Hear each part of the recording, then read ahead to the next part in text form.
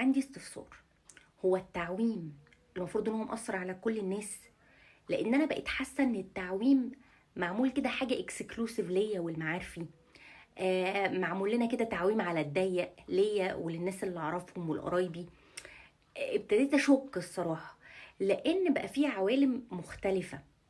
يعني مثلا انت تيجي تقول ايه، طب ما تيجي نروح ووتر واي، نروح ذا درايف، نروح 5 ايه، والعياذ بالله والعياذ بالله، عشان بس المنيو بيبقى الاسعار فيها كميه اصفار غير مبرره الصراحه. يعني طالب فرنش فرايز، ايه كميه الاصفار اللي انا شايفاها دي؟ ف بتروح بتلاقي عالم موازي. يعني انت تبقى رايح متقدر حاسس ان الدنيا صعبه، الحياه مش حلوه، تروح هناك الحياه منتهى اللذه، الحياه في البيس، الحياه قمر، في بهججه في الجو. فهو حلو ان انت تروح الاماكن دي، بس يعني تبقى واخد ادويتك وما تعليش سقف طموحك قوي هناك. وفي بقى الطبقه المتشبثه دي اللي ما يعرفهاش، هو الناس اللي كان مستواها حلو كده بقت بتتشبث يا حبايبي. فالطبقه المتشبثه لما تيجي بتروح هناك، هم اولاد ناس وكل حاجه والله، وامارات بيرقعوا بالصوت هناك. ليه؟ لان كقيمه مقابل سعر لا، بتدفعوا دم قلبكم. ممكن ترهنوا حد من العيال هناك علشان تروحوا تقعدوا في مكان زي ده. لو هتتغدوا بقى، يعني لو هتتغدوا لا، دي طلعه كبيره.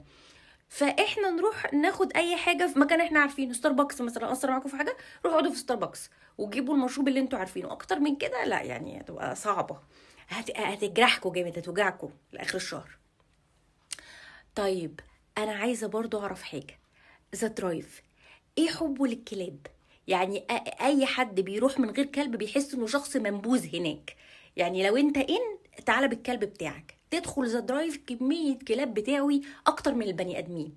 فافرض انا معايا فلوس كتير لكن ما بحبش الكلاب. والناس اللي عايزه تتصور مع الدبدوب التخه اللي بيبقى موجود في 5 ايه ده، اللي مش فاهمه هو ماله ده، بس مشهور.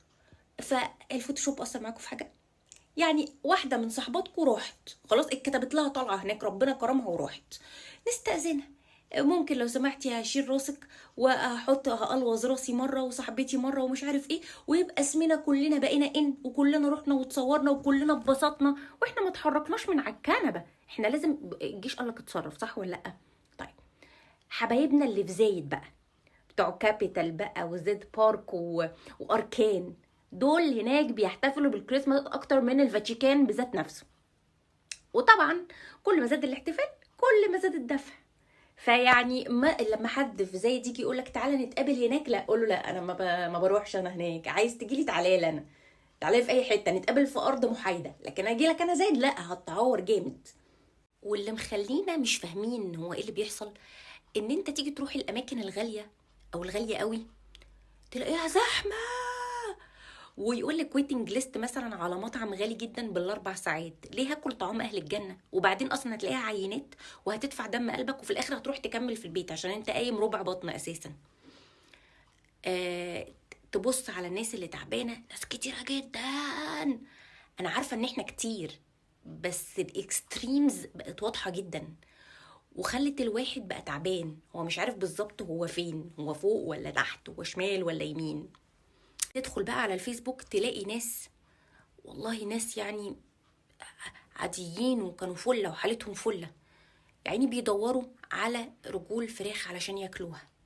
تدخل على جروب كله ناس مستواهم عالي، تلاقيهم عمالين يقولك عايزين طرق علشان نوفر.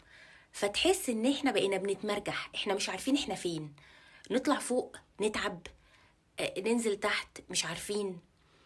فبجد احنا في فترة كده اسمها فترة المرجحة. فانا عايزه اعرف، هل في ناس زينا لابسين العوامه البطه، ولا لابسين العوامه الوزه ولا الكتافات ولا اي حاجه، وبيبلبطوا معانا على وش التعويم، ولا احنا بس اللي بنبلبط؟ فهل من مبلبطين عشان بس الواحد يطمن، لان الواحد مبقاش فاهم اي حاجه؟